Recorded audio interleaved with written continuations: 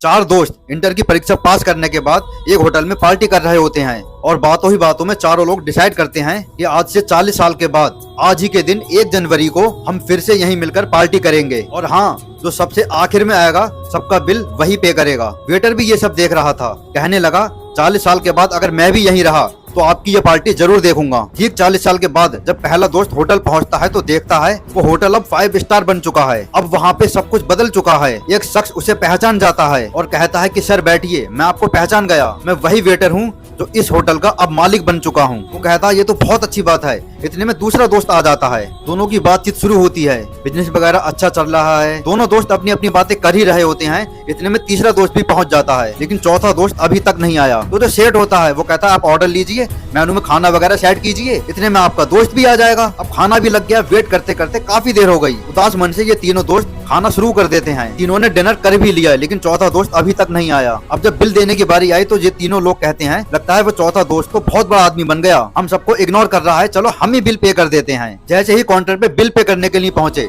तो काउंटर का मालिक बोला आपका बिल तो ऑलरेडी पे हो चुका है। अब तीनों लोग अपने दोस्त की ना आने की शिकायत करते करते होटल से बाहर निकले ही थे, तभी एक सरकारी गाड़ी वहां आकर रुकती है। उसमें से एक लड़का उतरता है और तीनों को पैर छूते हुए कहता है मेरे पापा टीचर बन गए थे, मुझे कलेक्टर बनाने के काबिल कर दिया, लेकिन अफसोस मेरे पापा आज से 1 महीना पहले ये दुनिया छोड़कर चले गए। उन्होंने आखिरी वक्त में मुझे आपके इस वादे के बारे में बताया था और कहा था कि ये तीनों पार्टी खत्म कर लें के बाद तू वहाँ जाना और पेमेंट वगैरह कर देना। लड़का हाथ जोड़कर बोला कि मेरे पापा तो इस दुनिया में अब नहीं रहे, उनका वादा पूरा करने के लिए मैं आया हूँ। अब ये तीनों दोस्त नम आंखों से रियलाइज करते हुए बोले हम 40 साल बाद ही क्यों मिले, 40 दिन बाद क्यों नहीं मिले। अपनों से हमेशा मिलते रहिए, इससे पहले कि आपका कोई अपना ये दुनिया छोड़कर चला जाए।